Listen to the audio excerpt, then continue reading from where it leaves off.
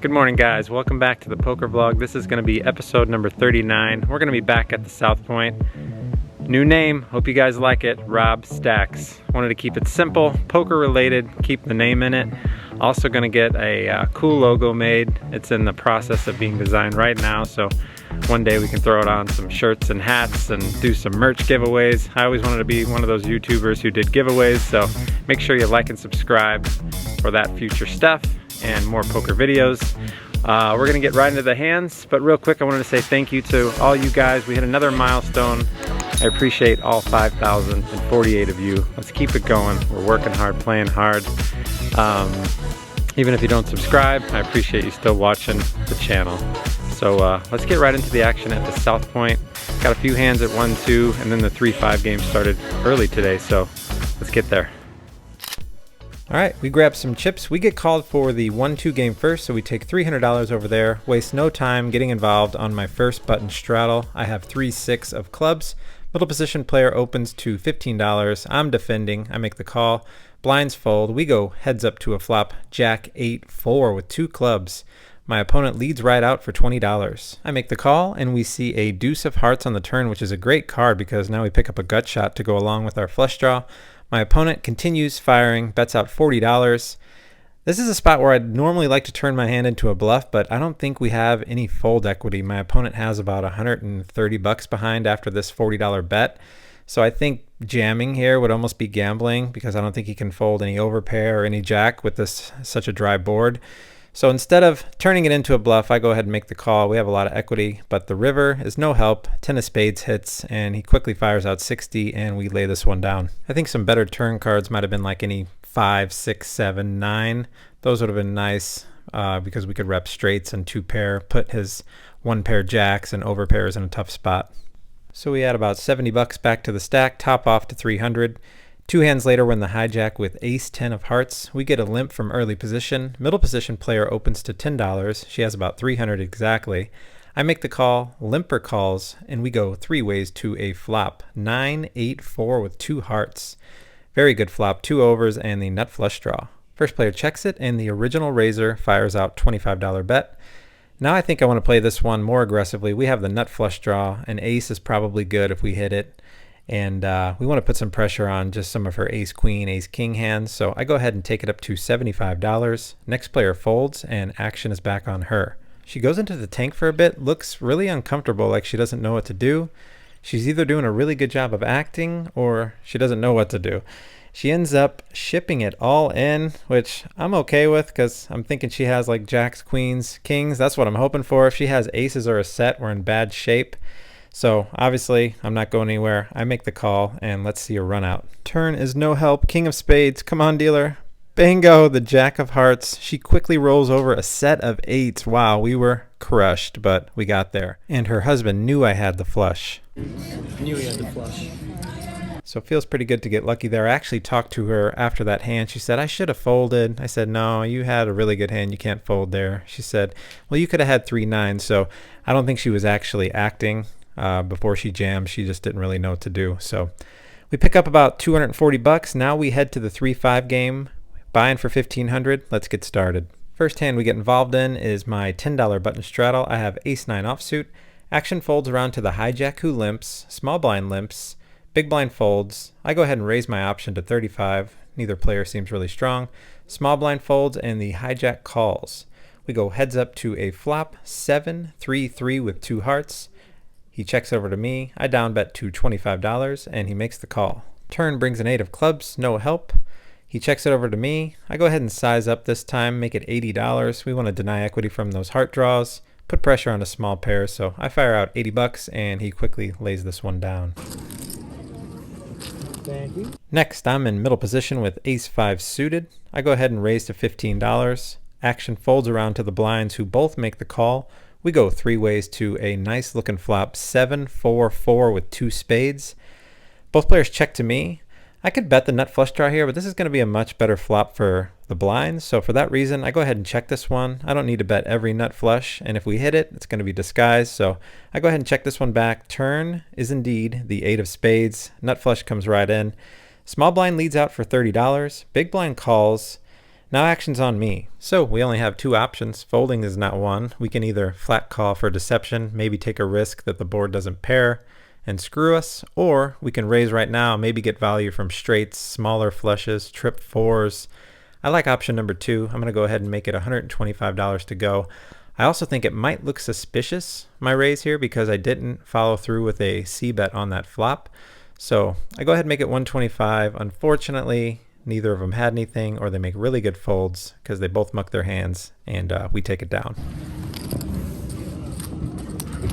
Next, we have ace-jack offsuit in the hijack. The $10 button straddle is on.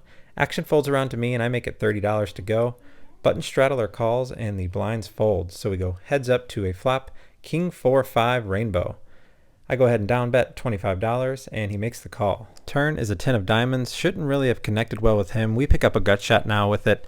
I think we can put a lot of pressure on his straight draws now. He probably has something like 6-7, maybe a small pair. Hopefully not a king, because I'm going to turn up the heat here and fire out a big bet, $100 on the turn here. He goes into the tank for a little bit and eventually lays it down. Very next hand, we pick up ace-jack offsuit again. We see one limp from early position. Action folds to the player on my right, who raises to $30. A little bit earlier, she opened with ace-5 suited from middle position, so it doesn't look like she's the tightest player at the table. She's playing her hands aggressively, which I like. So I'm either 3-betting here or folding all the time. This time I opt to make it $105, take the aggressive route. Action folds back around to her. She thinks for a little bit and lays this one down. Always happy to take in some free money, $43 with ace-jack. Next, the $10 button straddle is on, and we are in the hijack with 7-8 suited. $10 button straddle is on. Under the gun player limps. I go ahead and just make the call here since we have an early limper. Small blind and big blind call. Straddler checks the option. We go 5 ways to an amazing flop, 8-7-3 rainbow. Small blind checks. Big blind leads right out for $20, and action folds to me. I definitely want to start building a pot right now. I don't want to let any free open-ended straights or gut shot straights get there, so I go ahead and take it up to $65 here. Action folds to the original bettor, who flat calls. Heads up to a 9 of clubs on the turn. Not really a great card. 5-6 gets there. 10-jack gets there. 8-9. All hands that he could have. So when he checks it to me, I go ahead and check this one back for pot control. River is a blank deuce of hearts. He checks it again. I think now we have a green light to go for some value. If we get check raised, we can make a decision there. But I know this opponent's pretty sticky. I saw him call 3 streets with third pair earlier, so I bet $90 looking for some value, and he does end up tank calling. We show the 2 pair, and it's good. Next, I'm on the $10 button straddle again with king-jack offsuit. Under the gun player opens for $30, same player from last hand. Player on my right makes the call. I defend. Small blind calls. Big blind lays it down. We go 4 ways to a pretty nice but dangerous flop, ace, king, jack with 2 clubs. Small blind checks it, and the original raiser comes out firing with a bet of $75. Pretty strong with 3 opponents in the hand. Next player folds. I obviously make the call, and the small blind folds. Heads up to a blank 3 of spades on the turn.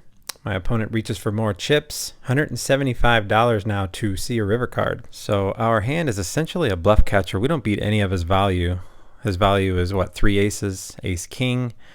Good news is we partially block ace, king, kings, and jacks. So we have a pretty good candidate to call here. And I think this opponent could still be firing with ace, queen. So I'm going to make the call here and see a river card. All right, off to a river that brings a 6 of clubs, completing the front door flush. It's a card that I'm not really worried about since we don't put him on clubs at all. We also have that very key jack of clubs. I'm more worried about 3 aces or ace king in the moment. So my opponent takes a little bit of time here and slides out a very large bet, $500 here on the river, which is about 80% pot. All right, so it's my turn in the tank this time. I don't think this is a snap call by any means. As we said, we're crushed by all of his value, and I think this opponent is good enough to fire a river, say with a set of aces or ace king. Shoot, he could still have queen 10 here and go for value against hands like I have. So I think he would bet / fold if I can jam all in on the river here. So very tough spot, but I think this opponent does have enough bluff candidates here, like say king, queen, queen of clubs, queen, jack with the queen of clubs, pocket tens with the 10 of clubs, ace, queen, queen of clubs.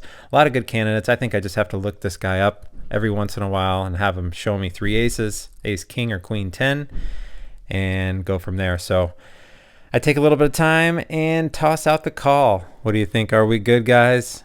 Yes, he shows 10 jack with the 10 of clubs. So he did have a pretty good bluff candidate himself there with the 10 of clubs.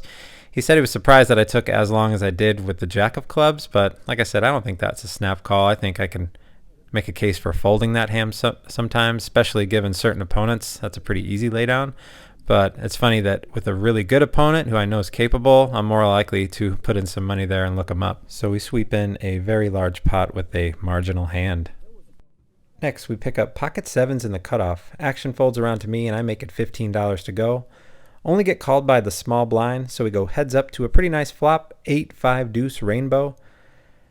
My opponent leads right out for $15. You guys, if you're new to the channel, we talk about this almost every episode. Anytime a player leads out into the razor, it's almost always a draw or a very marginal one pair type of hand. So we have a pretty strong hand here. I don't really think I need to raise, so I make the call. Turn brings a great card, 8 of hearts, making it a little less likely he's holding an 8. He bets out $15 again, no need to raise. I make the call. River is a 9 of hearts. Backdoor flush gets there. He sizes up a little bit now and goes 60 on the river. I have no clue what he has, but I'm going to look him up here. I make the call, and he shows us ace 4 of diamonds for ace high. 8s and 7s are good. We take it down. And after that pot, guys, that's going to wrap this one up. Nice and easy session. In for a total of $1,300 on the day, out for $2,416. Nice morning. All right, guys, that's going to do it for episode number 39. Hope you enjoyed all the hands from today. If you made it this far, please consider hitting that like and subscribe for more poker content. Try to put out some videos once a week. Hopefully get to more one day when we can get to this full time. Really appreciate all the support. As always, here are the stats, the No Limit Hold'em stats after every session. Try to keep you guys up to date as we go along here since we started vlogging. Finally back over that 10K mark. We were actually up 10K in the first like 6 weeks, so you know, it's kind of been up and down since then. But cruising right along, having a blast making content here. That's about it. Not sure where we're off to next, but stay tuned for the next one. Stay to the end for a trick shot. Best of luck at the tables, guys. We'll catch you on the next video.